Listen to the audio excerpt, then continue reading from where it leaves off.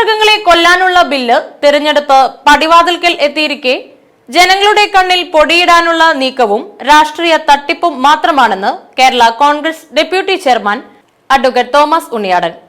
കേരള കോൺഗ്രസ് ഇരിങ്ങാലക്കുട നിയോജകമണ്ഡലം നേതൃത്വ സംഗമം ഉദ്ഘാടനം ചെയ്ത് സംസാരിക്കുകയായിരുന്നു അദ്ദേഹം.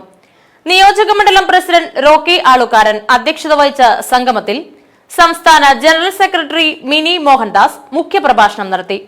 ഭാരവാഹികളായ Sethumadhavan Parayamvalappil, P T George, Sathish Kattoor, Maggie Vinson, Shankar Pazhayattil, Naiju Joseph, Philip Olattupuram, Ashraf Paliyathazhath എന്നിവർ പ്രസംഗിച്ചു. നമ്മുടെ സ്റ്റിയറിംഗ് കമ്മിറ്റി 50 പേരുടെ സ്റ്റിയറിംഗ് കമ്മിറ്റി എല്ലാ 2 ആഴ്ച കൂടുമ്പോഴും നമുക്ക് കൂടാനായിട്ട് കഴിയുമെന്ന് തീരുമാനിച്ചിട്ടുണ്ട്. 2 ആഴ്ച കൂടുമ്പോൾ നമ്മുടെ സ്റ്റിയറിംഗ് കമ്മിറ്റി കൂടും.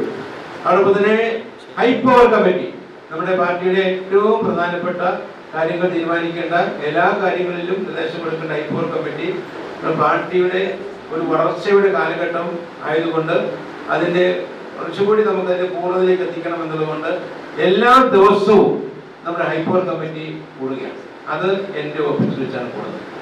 അപ്പോൾ നിങ്ങൾ ഒരിക്കൽ കൂടി ഓർക്കണം, നമ്മുടെ ജനറൽ കൗൺസിൽ യോഗം 2 മാസം കൂടുമ്പോൾ ഒരിക്കൽ ടൗൺ ഹാളിൽ, അതോടൊപ്പം തന്നെ എക്സിക്യൂട്ടീവ് കമ്മിറ്റി യോഗം എല്ലാ മാസവും ആദ്യത്തെ ഞായറാഴ്ച 3 മണിക്ക് പ്രിയ ഹാളിൽ, അതോടൊപ്പം തന്നെ നമ്മുടെ സ്റ്റിയറിംഗ് കമ്മിറ്റി അത് എൻ്റെ ഓഫീസിൽ വെച്ച് തന്നെ 2 ആഴ്ച കൂടുമ്പോൾ കൂടും.